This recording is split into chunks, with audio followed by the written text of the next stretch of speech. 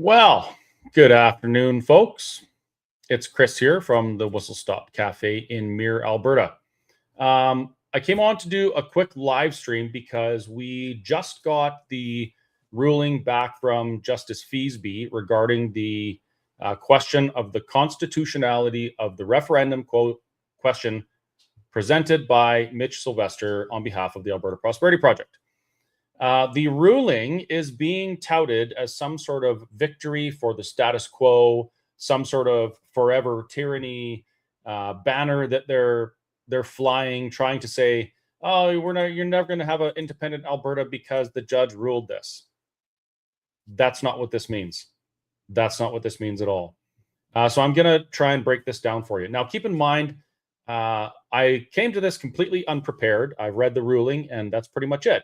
So I'm going off the cuff here. I don't have anything prepared, but I'm going to give you my raw and unfiltered opinion as to what this ruling means for you, for me, and for the independence movement. So the ruling, let me bring it up here. I'm actually going to read it to you because I doubt you're going to be able to read it on the screen. So I'll read it to you. In the ruling, Justice Feasby says, the referendum proponent's constitutional referendum proposal contravenes Constitution Act 1982, sections 1 to 35. We knew that. Because independence would require the replacement of the Canadian Constitution, including the identified sections, with a new Alberta Constitution. Constitution Act 1982 guarantees the rights in the Charter. What will replace charter rights in an independent Alberta cannot be known. So if Alberta were to become independent, it could not be said that the charter rights are guaranteed in the sense provided for in Constitution Act 1982, Section 1. To find, as this decision has found, that the constitutional referendum proposal contravenes Constitution Act 1982 because it does not guarantee the rights specified therein, does not mean that a constitution for an independent Alberta would be inferior to the Constitution Act 1982, only that it would be different.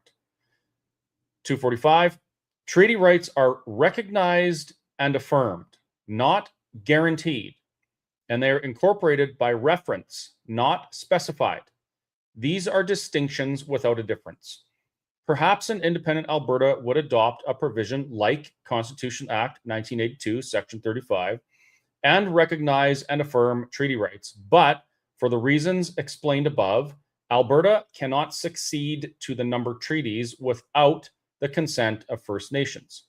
Moreover, this decision has concluded that the transformation of provincial and territorial borders into international borders would contravene the numbered treaties by specifically impairing the exercise of treaty rights by First Nations. Now, at first glance, you might be thinking, oh man, this is horrible. We'll never get the question. No, that's not it at all. I want to point out one major thing that isn't discussed here. And that is, we're not asking. That's the first part. We are not asking.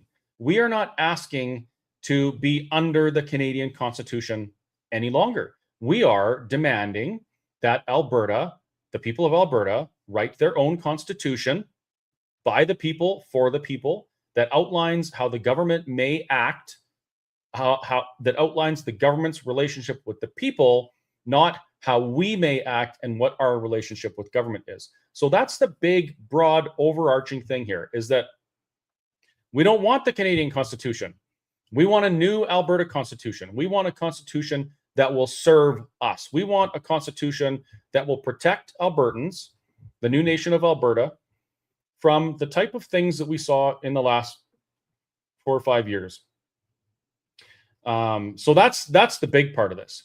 Now, to get a little deeper in it, what Feasby is saying is that because the Constitution says, because the Constitution guarantees the rights in the Charter of Rights and Freedoms, if there is no Constitution, there is no guarantee, and therefore that's not constitutional. That's completely fine. An independent Alberta will have a much better constitution and some sort of a Charter of Rights and Freedoms that is superior to what we have right now. So that is it's not a roadblock. It's just a observation about something that would naturally occur anyway. Regarding the treaty rights, he mentions that treaty rights are recognized and affirmed, not guaranteed. Now, the courts have upheld the guarantee, and that's why he says these are distinctions without a difference. But what I want to point out here is the treaties that were signed are between the federal government and the Treaty Indians. They're not provincial government things. It doesn't give those people anything at all. You think that the federal government gave Treaty Indians that land? No, they didn't. They gave them custodial ownership of it, meaning that they could occupy that land and live however they wanted and govern themselves on that land, but it's not theirs. It belongs to the federal government. And these are one of the things that would, for sure, certainly need to be negotiated in a new independent nation of Alberta. So the Treaty Indians in this province would have a choice to make. Do they want to continue under the same status quo scenario that they've had with the federal government for years that has, I'm not even going to be sarcastic about it, it has not served them well? Or do they want to renegotiate and enter into a new prosperous future with the nation of Alberta? That's up to them. Nobody has ever said that we want to just cancel treaties or anything like that. The treaties, they're contracts that have to be respected. We get that. As for international travel, there's already provisions within international travel, specifically the US and Canadian borders, that allow Treaty Indians to travel back and forth unimpeded. That's just, it's a no-brainer. Like, why would we not offer the same rights as they have now? This isn't a roadblock, it's not an obstacle, it's simply an observation. Now I want to point out that this is exactly why the government just amended the Citizens Initiative Referendum Act. It's because we've been saying this, like, no, it doesn't have to be a constitutional question because we're not asking to be under the Constitution. This is the will of the people. It's the will of the people of Alberta saying, we do not want to be under this Constitution anymore. We want our new Constitution. We want our new nation. So therefore, the old Constitution, the Constitution Act 1982, that's been set aside for the sniffles, by the way, is of no consequence to us. We're not interested in that. So I hope that's explained it at least a little bit. I also want to point out that by this logic, in that question, that would mean that any question from any province on the topic of secession or independence for that province to become their own nation would be considered unconstitutional because, for the reasons above, it's not going to guarantee that the charter rights that the Constitution guarantees. But we would have something better. That's the point. It's not just that Justice Feasby is saying, no, Alberta can't ask the people. He's saying this is the reality of this question from the perspective of the Constitution.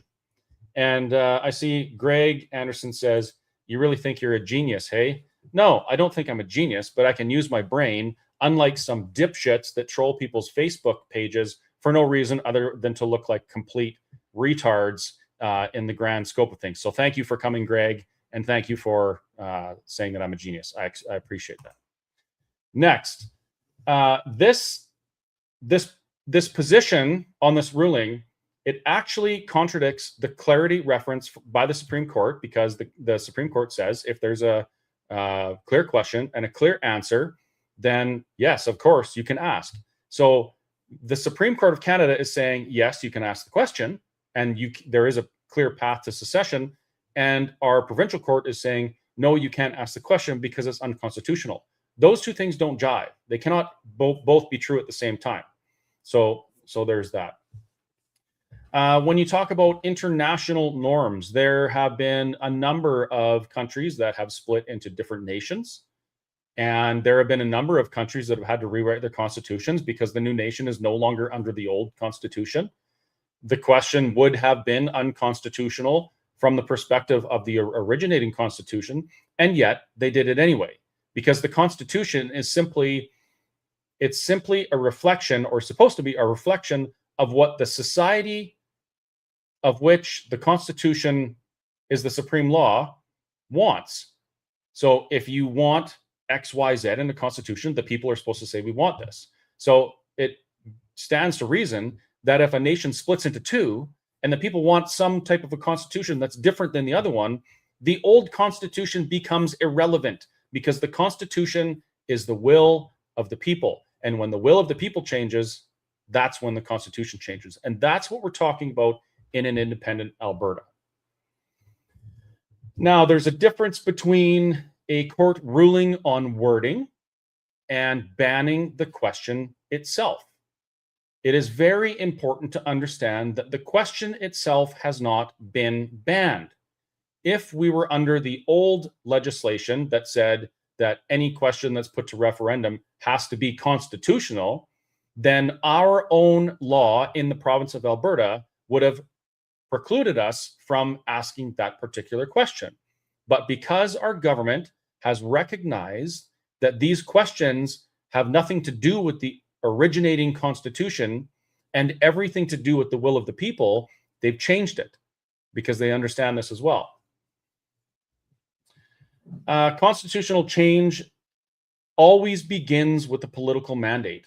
It's not a pre-written constitution. So in a new nation of Alberta, we will have a new constitution that we write.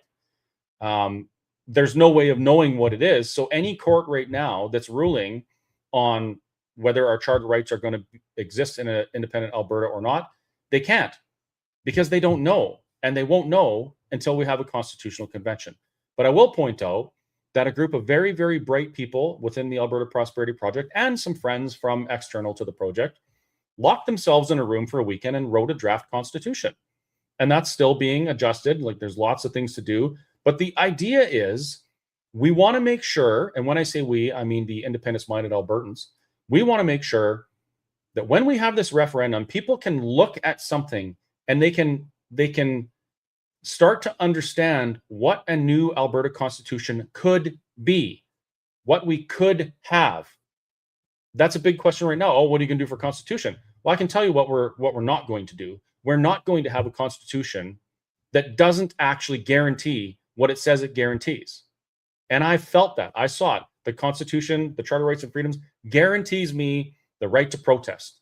Well, I was arrested and thrown in jail in Canada for protesting.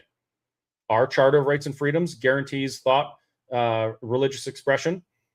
And we have pastors that were arrested for worshiping, for holding church services.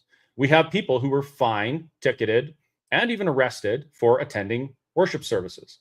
So no, our Constitution doesn't guarantee all those things.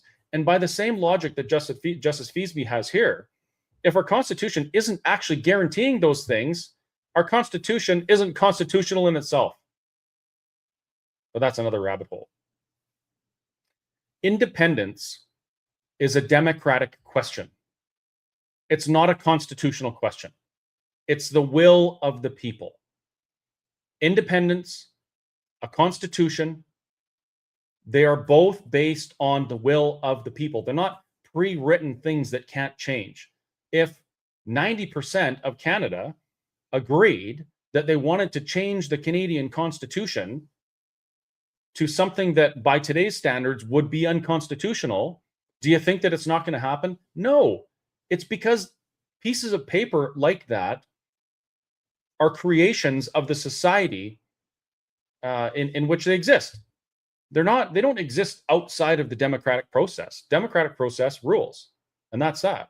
So what we're going to do in Alberta is we're going to spend a lot of time and a lot of money educating people as to the benefits and merits of Alberta independence. And of course, the rationale behind the idea. We're going to go door to door. We're going to go to every event. We're going to go everywhere there's people. We're going to be on the radio. We're going to be in the newspapers. We're going to be on podcasts. We're going to be everywhere you look. We're going to be on billboards on the side of the road. And we are going to put out the facts about Alberta independence and let the people decide, because that's how democracy works. And if you are a proponent of Alberta sovereignty or Alberta independence, you have a job to do as well. You need to know these facts. You need to get to know them so that when you have the conversations, you can explain to people or quell their fears about the unknown of Alberta independence. You need those facts. You need that knowledge as a background. The other thing that we need you to do that we can't do is you need to start having these conversations with the people in your circle of trust. I can't go and convince somebody to get on board with the idea of Alberta independence, somebody who has already made an emotional barrier to hearing the facts because of the way they feel about the question. I can't do that, but you can. With the people that know you, the people that trust you, the people within your circle of trust, you can have those conversations from a place of trust that already exists. I have to earn that trust from people. And, quite frankly, there's a lot of people that I'm unable to earn that trust because they view me as a dirty separatist. But you might be someone's brother or mother, sister, father, whatever, and you can have those conversations. You can break that barrier down. And if you have the facts and you have the knowledge to base your foundation of your reason for what being an Alberta sovereigntist, you can win those people over. And that's what we have to do. This ruling, this Feasby decision here, is one more tool that we have in our arsenal as to why an independent Alberta must happen. I wrote a blog couple 3 weeks ago, 4 weeks ago, maybe longer. It's all a blur now that I'm 46. And it was titled Alberta Independence Necessary and Inevitable. I do believe that it is necessary and inevitable. It has to happen. This world is slipping into chaos and just absolute ridiculousness, and it's happening fast. Any of you who've been to Europe or following the news in Europe, you're seeing it. You're seeing it. They're a few years ahead of us. A couple of years, oh man, it was like 4 years ago. A few years ago, I was in Holland talking to farmers who were having their land taken by the government in the name of biodiversity. They were being forced off their land through regulation and taxation, just made it impossible for them. When I was there 4 years ago, 3,000 farms had already been annihilated by the government. And those people were never allowed to farm again. There's all sorts of things like that going on. In England right now, in Britain, there's a man who has just been sentenced to life in prison because he refuses to call a man a woman. This is how far it's going. This country has lost 50%, over 50% of the value of our currency in 10 years. In 10 years. So the list goes on and on and on about why Alberta independence is necessary and inevitable. I say it's necessary for some of the reasons I just mentioned. And it is inevitable because eventually, if we don't get this done before, things are going to get so bad that people stop talking and they start fighting. And that's how the change is going to happen. We've seen that a number of times across history. They are stains on our collective historical reference. And I don't want to see that. We can see the things coming. We know it needs to change, and we can do that. I've been working on a project for the last little bit, the initial stages of how we're going to mobilize an army of 16,000 plus volunteers to spread the message of Alberta independence. I'm going to be working very, very hard on that from now until we're independent. But there's going to be some things happen in a very short period of time. My Christmas present to you folks is going to be an event in January 10th. We're going to have an event, and it's going to be the kickoff to the referendum campaign. It's going to be the kickoff that gets all of these people together in a room or online and starting to arm themselves with the knowledge about Alberta independence, how to talk to people, what we're going to do, how we're going to spread this message, how we're going to make sure that we reach every man, woman, and child and dog in this province and bring them over to the side of Alberta independence. Our premier is doing exactly what she said she was going to do. Our premier she campaigned on the Alberta Sovereignty Within United Canada Act, right? She said she thinks it can work. She thinks we can fix these things. We're going to do all these things and we're going to fix it. That's what she's doing. She has recently, very recently, changed the legislation that would have prevented us from holding a referendum or an independence referendum because the wording was wrong. She changed that. She has said, if the will of the people wants this, I will facilitate because I'm a servant of the people. That's what she's doing. But it's not going to be her job or the party's job to pursue Alberta independence. It's going to be their job to facilitate the will of the people.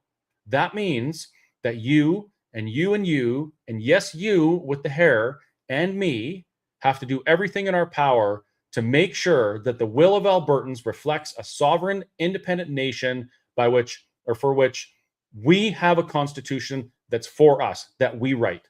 Not one written by British loyalists and penned in London, which ours was, by the way. Not something designed to protect the economic and intellectual property of Canada for the crown because we don't want to get absorbed. No. We're going to do this for us. And this is going to be a first for any Canadian. There is not one person in Canada throughout the entire history of Confederation that did this. There was never a time when the people said, we are going to declare we are an independent nation, we're going to write a constitution, and we're going to govern ourselves accordingly. It was never like that. It's even worse for Alberta and Saskatchewan. Alberta and Saskatchewan didn't even get to decide if we were going to join Confederation. Ottawa passed a piece of legislation that created the provinces of Alberta and Saskatchewan out in the Northwest Territories and said you're now part of Canada. That's what happened to Alberta and Saskatchewan. Nobody in this province or this country has ever been asked the question. And nobody in this country has ever sat down and written a constitution that protects the people from the government. It's always been the government of the day telling the people how they can act. And an independent Alberta is going to change that.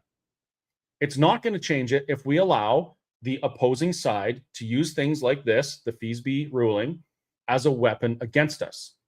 It is so critically important that you read these things and understand them.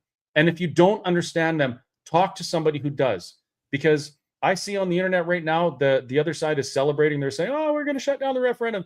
No, they don't get it. This is just another tool in our chest to achieve independence.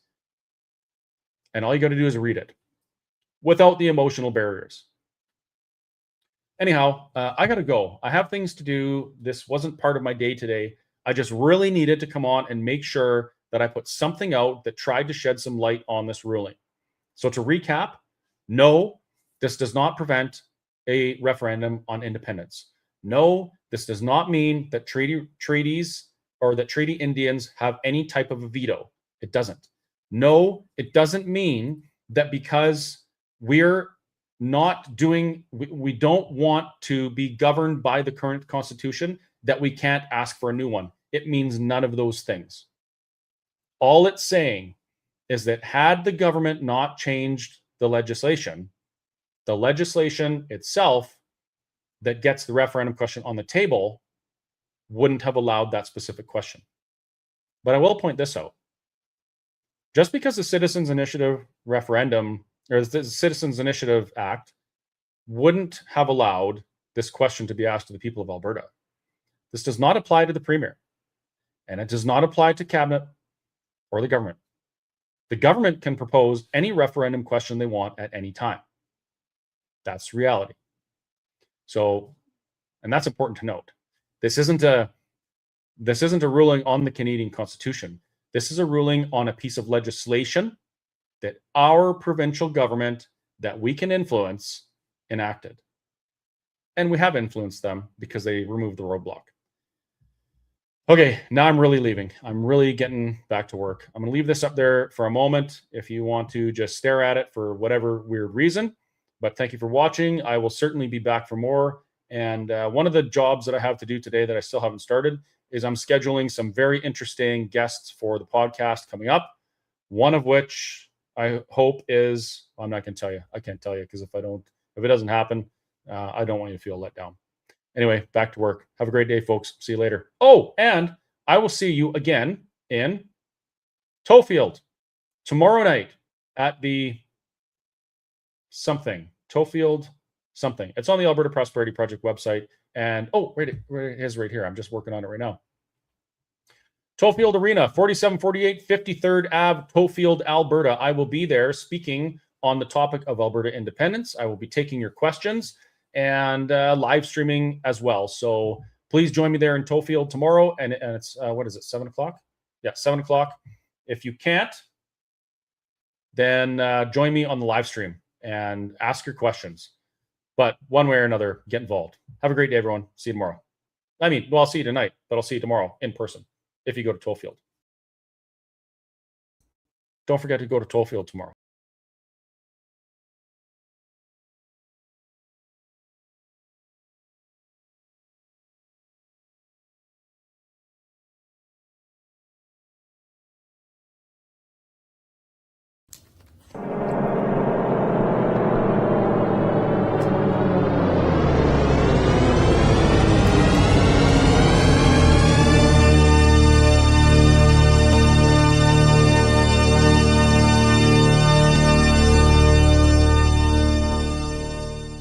Meow. That QR code up there, that's my website. Check out my blog, buy my merch, please. Helps me travel around the province, advocating for Alberta independence.